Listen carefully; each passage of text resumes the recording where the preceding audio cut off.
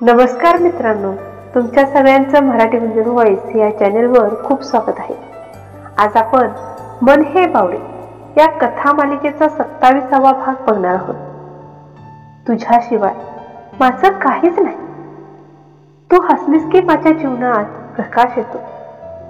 मंजिरीच्या चेहऱ्यावर मंद हास्य उमटलं. तिला रायाचं गिफ्ट खूप आवडलं. ती हळूहळू रायाच्या मिठीत आली. तिच्या मनातली नाराजी वितळली होती. रायाने तिला घट्ट मिठी मारली आणि त्या क्षणी त्यांना दोघांनाही कळलं की त्यांच्या नात्यातला एक छोटा रुसवा प्रेमाच्या जिव्हाळ्याने दूर झाला आहे. रात्री त्यांनी एकत्र पिक्चर बघितली आणि मंजिरीच्या चेहऱ्यावर पुन्हा ते जुनं प्रेमळ हास्य आलं. रायाने मनातल्या मनात स्वतःला अभिमानाने शाबासकी दिली. एका साध्या गोडपणाने त्याने आपली मंजिरी पुन्हा हसवली होती. दोघांचंही असं झालं होतं की तुझं माझं जमेना आणि तुझ्या वाचून करमेना. बघता बघता सकाळ झाली. क्षितिजावरची सोनेरी किरणे आसमंत पसरली. पक्ष्यांची किलबिलाट सुरू झाली. थंडगार हवा अंगाला स्पर्शून जात होती. मोगऱ्याच्या फुलांच्या सुगंधाने आणि पक्ष्यांच्या किलबिलाटाने मंजिरीला जाग आली. मंजिरी डोळे चोळत रायाला उठवून आंघोळीला गेली. मंजिरी आंघोळ करून बाहेर आली. राया बाल्कनीत उभा राहून फोनवर कोणाशी तरी बोलत होता. मंजिरी बराच वेळ साडी नेसण्याचा प्रयत्न करत होती, पण काही केल्या आज मंजिरीला साडीच्या व्यवस्थित मिऱ्याच करायला येत नव्हत्या. रायाचं फोनवर बोलता बोलता मंजिरीकडे लक्ष गेलं. मंजिरीची चाललेली फजिती बघून रायाला खूप हसायला येत होतं. रायाला हसताना बघून मंजिरीला खूप राग आला. एवढं हसायला काय झालं? केव्हापासून मला साडी व्यवस्थित नेसायला येत नाही आणि राया तुम्हाला हसायला येतं का? मंजिरी डोळे मोठे करून रायाला बोलली. राया हसतच मंजिरीच्या हातातली साडी घेत आणि इकडे मी नेसवतो साडी तुला, राया बोलला. मंजिरी तर त्याच्याकडे बघतच राहिली. रायाने एखाद्या बाईला सुद्धा लाजवे एवढी सुंदर साडी मंजिरीला नेसवली. मंजिरी तर परफेक्ट साडी नेसवलेली बघून खूप आश्चर्य झाली. अरे वा राया, तुम्हाला एवढी परफेक्ट साडी कशी नेसवायला येते? मंजिरीने आश्चर्य होऊन विचारलं. अगं, मी हॉस्टेलवर होतो तेव्हा नाटकात स्त्रीची भूमिका केली होती. तेव्हा शिकलो होतो साडी नेसायला, रायाने मंजिरीला साडीची पिन लावत सांगितली. मंजिरी स्वतःला आरशात बघत उभी राहिली. रायाने हळूच अलगद पाठी बघून मंजिरीला मिठी मारली. आज खूप सुंदर दिसतेस, असं वाटतंय तुला बघतच राहावं. एक मिनिट थांब, काहीतरी कमी आहे म्हणत रायाने टिकलीचं पाकिट हातात घेतलं आणि त्यातली चंद्राकार नाजूक टिकली मंजिरीच्या कपाळावर लावली. राया आरशात दिसणाऱ्या मंजिरीकडे बघत म्हणाला, आता बघ किती सुंदर दिसतेस. रायाच्या बोलण्याने मंजिरी लाजून लाल गुलाबी झाली. राया, अहो तुम्ही किती कौतुक करताय. पुरे आता तुम्ही आंघोळ करून खाली या, मी नाश्ता बनवते म्हणत मंजिरी किचनमध्ये निघून गेली. मंजिरीला आता व्यवस्थित सगळा स्वयंपाक बनवायला येऊ लागला होता. मंजिरी नाश्ता बनवत होती तर नेहमीप्रमाणे आई देवघरात पूजा करत होती. बाबा सकाळीच फिरायला गेले होते आपल्या मित्रांसोबत. थोड्या वेळातच राया आंघोळ करून ऑफिसला जाण्यासाठी तयार होऊन खाली आला. बाबा सुद्धा घरी आले. सगळे मिळून नाश्ता करत होते. तेवढ्यातच मंजिरीचा फोन वाजला. मंजिरीने फोन रिसीव्ह केला. आलेच मी लगेच म्हणत मंजिरीने फोन ठेवला. मंजिरीचा पडलेला चेहरा बघून रायाने मंजिरीला विचारलं, काय झालं? मंजिरी कुणाचा फोन होता? राया, हो राणीचा फोन होता. आईची अचानक तब्येत खूप बिघडली, त्यात बाबा पण घरी नाहीये, मला जायला हवं. आई बाबा, मी काही दिवस जाऊ का आईकडे? मंजिरीने आई बाबांच्याकडे परमिशन मागितली. अगं यात काय विचारायचं, लग्न झालं म्हणून काय झालं, आई बाबांची तू काळजी घेतलीच पाहिजेस. तू जा, इथलं काही टेन्शन घेऊ नको. राया मंजिरीला तिच्या घरी सोडून ये म्हणून आई बाबांनी रायाला सांगितलं. लगेचच राया आणि मंजिरीच्या घरी निघाली. घरी गेल्यानंतर राया मंजिरीच्या आईची विचारपूस करून ऑफिसला जाण्यासाठी निघाला. राया हो शिस्तात जा आणि पोचल्यावर फोन करा. मंजिरीचं बोलणं ऐकून राया गालातच हसत होता. Don't worry, will call you once reach office. अजून काही मॅडम? रायाने मुद्दाम मुश्किलपणे विचारलं. रायाचं बोलणं ऐकून मंजिरी चक्क लागली. रायाला मंजिरीची काळजी कळत होती. नीट जा, बाय. बघता बघता संध्याकाळ झाली. निरोप घेताना दूर जाण्याआधीची मनाची घालमेल दोघे अजूनही आठवत होते. निरोपाच्या आणाभाका घेत दूर जायचं, ते पुन्हा भेटण्यासाठी. प्रेम असतं तिथे विरह तर असतोच. हा निरोपाचा क्षण भेटण्याची उर्मी जागून जातो. मंजिरीने बाल्कनीतून बाहेर नजर टाकली तर बाहेर हळूवार धुकट थंडगार अंधार भरून गेला होता. तिने अंदाज घेतला. राणीच्या बोलण्याचा आवाज कानावर पडत नव्हता. नेहमी बडबड करणारी राणी आज मात्र एकदम चिडीचूप होती. बहुधा वादळापूर्वीची शांतता. पण उलटवण्याचा तेवढा आवाज येत होता. त्यावरून मंजिरीच्या लक्षात आलं होतं की राणीला राग आलाय म्हणून. पुस्तक चाळत बसले. मंजिरी राणीच्या शेजारी बेडवर जाऊन बसली. पण राणीने अजूनच पुस्तकात मान खुपसली. राणी, काय झालं? बराच वेळ झाला तरी राणी काहीच बोलली नाही. म्हणून शेवटी मंजिरीने तिला आवाज दिला. काही नाही. राणीने मान वर काढताच मंजिरीला सांगितलं. काही नाही तर मग बोलत का नाहीस माझ्याशी नेहमीसारखं? राणीच्या असं गप्प बसण्याचा त्रास होत होता मंजिरीला. मंजिरीने राणीच्या हातातलं पुस्तक रागाने काढून घेतलं. काय झालं? का बोलत नाहीयेस तू माझ्याशी? मंजिरीने रागातच राणीला विचारलं. लग्न झाल्यापासून आहे का तुला वेळ माझ्यासाठी? या मैत्रिणीला पूर्णपणे विसरून गेलीस तू मंजिरी? राणी जरा नाराजीनेच बोलली. हो का म्हणत मंजिरीने राणीला कुदकुल्या करायला सुरुवात केली. पहिल्यासारखी पुन्हा एकदा दोघींच्या मध्ये मज्जा मस्ती सुरू झाली. मंजिरीला असं खुश बघून मंजिरीच्या आईचा जीव तर सुखावला होता. मंजिरी, राणी आणि मंजिरीची आई यांच्यामध्ये मस्त गप्पा रंगल्या. इकडे राया सुद्धा मंजिरीला खूप मिस करत होता. रायाच्या मनातले मंजिरीचे विचार जातच नव्हते.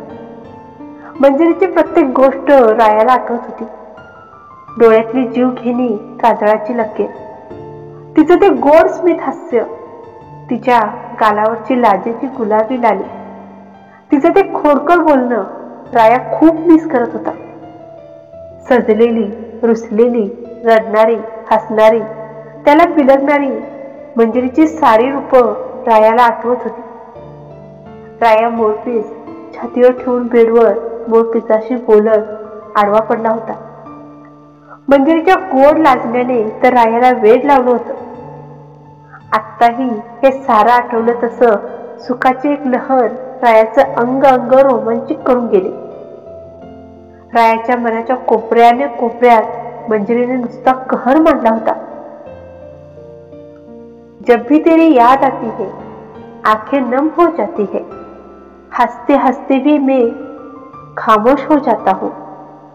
तेरे प्यार का रंग ऐसा चढ़ा है इस दिल पर, तू दूर है मगर तेरा एहसास है हर पल. Miss you dear, see you soon. राया मोबाईल मध्ये मंजिरीचा फोटो बघत पुटपुटला. मंजिरी सुद्धा रायाला खूप मिस करत होती. मंजिरी जरी राणी आणि आईसोबत रमली असली तरी तिचं मन रायामध्ये गुंतलं होतं. शरीराने मंजिरी सगळ्यांच्या सोबत असली तरी मनाने रायाजवळ होती. बरीच रात्र झाली होती. मंजिरी झोपायला आपल्या रूम मध्ये निघून गेली. राया झोपला असेल तर उगाच झोपमोड व्हायला नको या विचाराने मंजिरी रायाला फोन लावत नाही. गुड नाईट म्हणून मेसेज करते. मंजिरीला वाटलं होतं राया झोपला असेल, पण रायाचा लगेचच रिप्लाय आला, काय ग, झोपली नाहीस का अजून? रायाचा रिप्लाय बघून मंजिरीला खूप आश्चर्य वाटलं.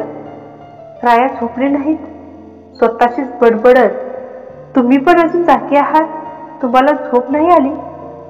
मंजिरीने रायाच्या मेसेजला रिप्लाय दिला, नाही ग, माहित नाही का, पण आज मला झोपच येत नाही, तुझी खूप आठवण येते.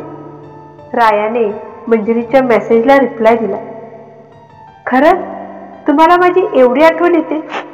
मला नाही वाटत. मंजिरीने रायाच्या मेसेजला रिप्लाय दिला, तू काय एवढा वेळ जागी आहेस? तुला पण माझी आठवण येते ना? मला तर तुझी खूप आठवण येते. एक दिवस पण नाही झाला तू माझ्यापासून दूर जाऊ, तर अशी माझी अवस्था झाली. काय जादू केलीस ग, तुझ्या प्रेमात मी आकांत बुडालो. रायाचा आलेला रिप्लाय वाचून मंजिरीला गहिवरून आलं. थोडेच दिवस वाट बघा, आईला बरं वाटलं की येईन मी. झोपा आता, खूप उशीर झालाय, सकाळी ऑफिसला सुद्धा जायचं आहे ना. गुड नाईट म्हणून मंजिरीने रायाला रिप्लाय दिला. गुड नाईट म्हणून रायाने सुद्धा रिप्लाय देऊन झोपून गेला. मंजिरी पण रायाच्या आठवणीत झोपून गेली. सकाळी 6 वाजता मंजिरीच्या मोबाईलवर गुड मॉर्निंग मेसेज आला. मंजिरीने झोपेतच मेसेज पाहिला आणि रायाला मेसेजच्या ऐवजी कॉल केला. हॅलो राया, हो किती लवकर उठलात हो तुम्ही? मंजिरीचा अजून झोपेत असलेला आवाज ऐकून रायाच्या लक्षात आलं मंजिरी अजून झोपली आहे. हॅलो मंजिरी, अजून तुझी झोप झाली नाही काय ग? आज आईला हॉस्पिटलला घेऊन जाणार आहेस ना, आणि अजून झोपली आहेस? उठ लवकर. रायाचं बोलणं ऐकून मंजिरीची झोपच उडाली. सॉरी राया, माझ्या लक्षातच नाही आलं. बरं ठीक आहे, लवकर ये हॉस्पिटलमध्ये, मी पण येतो, मग भेटूया म्हणत रायाने फोन ठेवला. मंजिरी राणीसोबत आईला हॉस्पिटलला घेऊन गेली. राया सुद्धा हॉस्पिटलला आला. आईला डॉक्टरांना दाखवून रिपोर्ट नॉर्मल असल्याने दोघे पण, राणी आणि आईला घरी सोडून राया आणि मंजिरी संध्याकाळच्या वेळेस रंकाळ्यावर फिरायला गेले. पण तिथे दोघांच्यात मंजिरी आणि राया यांचं भांडण अचानक छोट्या कारणावरून सुरू झालं. हवामान आल्हाददायक होतं आणि आजूबाजूचा निसर्ग हिरवागार पसरलेला होता. मंजिरी शांतपणे रस्त्याच्या बाजूने चालत होती, तर राया हळूहळू तिच्या शेजारी येऊन काहीतरी बोलण्याच्या तयारीत होता. तिथे एक छोटासा दगड रस्त्यावर पडलेला होता, ज्यावरून राया सहजपणे उडी मारून पुढे गेला. मंजिरीने तो दगड टाळण्यासाठी थोडं वळण घेतलं, पण रायाचं लक्ष त्या गोष्टीकडे गेलं. मंजिरी, तुला साधा दगड ओलांडता येत नाही का? रायाने हसत विचारलं. त्याच्या बोलण्यात हसू होतं, पण मंजिरीला त्याच्या शब्दांचा टोन खटकला. का? काय झालं? तुमच्या मते मी काहीच करू शकत नाही का? मंजिरीने चटकन उत्तर दिलं. तिच्या स्वरात नाराजी स्पष्ट होती. रायाला तिचा राग कळला नाही. राया रोमॅन्टिक मूड मध्ये होता. त्याला वाटलं ती उगाचच तीव्र प्रतिक्रिया देत आहे. अगं मी तर गंमत करत होतो, राया म्हणाला. पण मंजिरीला हे अगदीच चुकल्यासारखं वाटलं. गंमत? तुम्हाला प्रत्येक वेळी मला कमीपणा दाखवायची गरज असते का? मंजिरी आता रागात बोलली. राया मंजिरीचं बोलणं ऐकून आश्चर्यचकित झाला. त्याला हे भांडण क्षुल्लक वाटत होतं, पण बघता बघता दोघांच्या मधलं भांडण वाढलं. रागाने दोघे पण घरी निघून गेले. घरी गेल्यानंतर दोघांनी पण आई बाबांच्या सोबत थोडा वेळ गप्पा मारल्या. हळूहळू सगळे ज्याच्या त्याच्या रूम मध्ये निघून गेले. तसा रायाही वरती आपल्या रूम मध्ये निघून गेला. मंजिरीची वाट न पाहता त्याने तिच्याकडे पाहिलं सुद्धा नाही. रायाचं असं जाणं तिला अजूनच त्रास देऊन गेलं. खूपच कठीण दिसते भविष्य. असं जाणाऱ्या रायाकडे बघून मंजिरी मनातल्या मनातच बोलली. राया आपल्या रूममध्ये निघून गेला. आता तिलाही जावं लागणारच होतं की. मंजिरीनेही तिची पर्स उचलली आणि निघाली. रायाने रूममध्ये आल्यानंतर आपला बिछाना सोफ्यावर हलवला. रायाला उगाच मंजिरीशी अशी बोलायची इच्छा नव्हती. पहिलाच रायाचा स्वभाव रागिष्ट आणि तापट होता. आता कुठे मंजिरीच्या प्रेमाने त्याचा स्वभाव बदलत चालला होता. मंजिरी येणार म्हणून रायाने संपूर्ण रूम गुलाबाच्या आणि मोगऱ्याच्या फुलांनी सजवलेली होती. पण मंजिरी सोबत भांडण झाल्याने रायाने रागाने सर्व फुलं गोळा करून फेकली. अजूनही रूम मध्ये मोगऱ्याच्या फुलांचा सुगंध दरवळत होता. रायाने ठरवलेली प्रत्येक गोष्ट त्याला आठवत होत्या. त्याला स्वतःलाच त्रास होत होता. तेवढ्यात मंजिरी आल्याची चाहूल त्याला लागली. त्याने लगेचच लाईट्स ऑफ केले आणि डोळे मिटले. तिकडे मात्र वेगळीच हुरहुर लागली होती मंजिरीच्या मनात. रायाला सामोरं कसं जायचं म्हणून. दाराबाहेर बराच वेळ मंजिरी अडखळली होती, पण हिंमत तर करावी लागणारच होती. राया जागा असेल तर त्यांच्याशी बोलायचं होतं तिला. माफी मागायची होती तिला रायाची. मंजिरी बोललीच होती तशी रायाला. मंजिरीने दार उघडलं तसं रूम मध्ये सगळीकडे अंधार पसरला होता. फुल एसी चालू होता. वातावरण खरंच खूप गरम होतं. एवढ्या थंडीतही रायाने एसी फुल लावला होता. यावरून तिला जाणवलं होतं. सावकाश पावलं टाकत मंजिरी आतमध्ये आली. भिंतीवर असलेले स्विच त्यावेळी शोधावे लागले तिला. भिंतीही अनोख्या वाटू लागल्या होत्या. आता असंच न बोलता राहिले तर रायाही अनोखी होईल. मला लवकरच त्यांना आपलंसं करायला हवं असं विचारचक्र लाईट ऑन करता करता मंजिरीच्या डोक्यात चालूच होतं.